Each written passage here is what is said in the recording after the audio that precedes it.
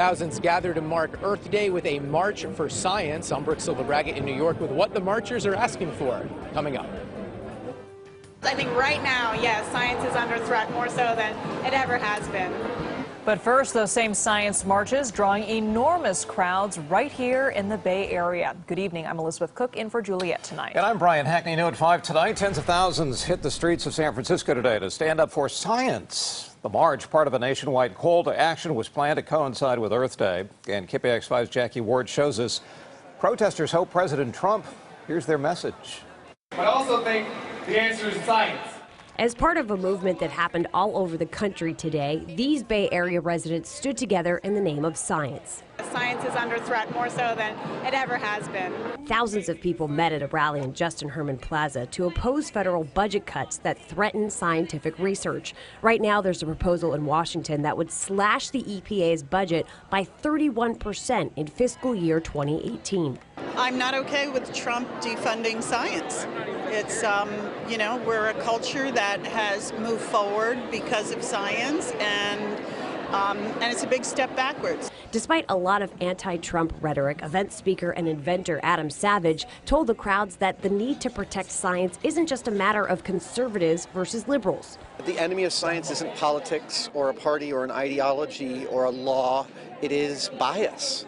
And bias is everywhere. And science is the rigorous elimination of bias. That is a good thing. The University of Cincinnati took a risk on a kid from a small village in India. Many here also spoke out against the Trump administration's executive orders on immigration and marched as a way to support those scientists who want to come or stay in America to continue their work. It's not just about President Trump and his administration's attacks on science. I think it's also about making sure that the people who practice science look like the world that they're practicing it on. While organizers are thrilled with this turnout, they're hoping people maintain this sentiment about science and advocate for it every day. In San Francisco, Jackie Ward, KPIX 5.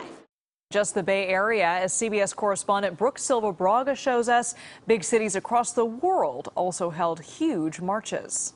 Thousands gathered on the National Mall in Washington for a rally in support of science. We are marching today to remind people everywhere, our lawmakers especially, of the significance of science for our health and prosperity. The March for Science carried that message to hundreds of cities around the world on Saturday. In Sydney, Australia, protesters carried signs urging respect both for science and scientists. In London, marchers called on governments to do more to protect the environment. Organizers described the event as nonpartisan, but many marchers here in New York and across the country said they were motivated by what they describe as President Trump's anti-science policies. The people in power, Trump, in America, are denying science. It's everything that he says. He doesn't believe in climate change.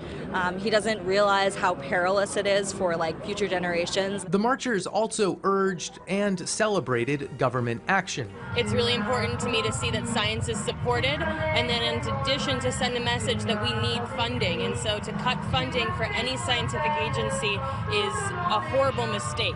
President Trump made no mention of the science march in a tweet about Earth Day, but wrote he's committed to preserving the natural beauty of our nation. Brook Silva-Braga for CBS News, New York. Next Saturday, another science march will take place in cities across the Bay Area and across the globe. That one is called the People's Climate March.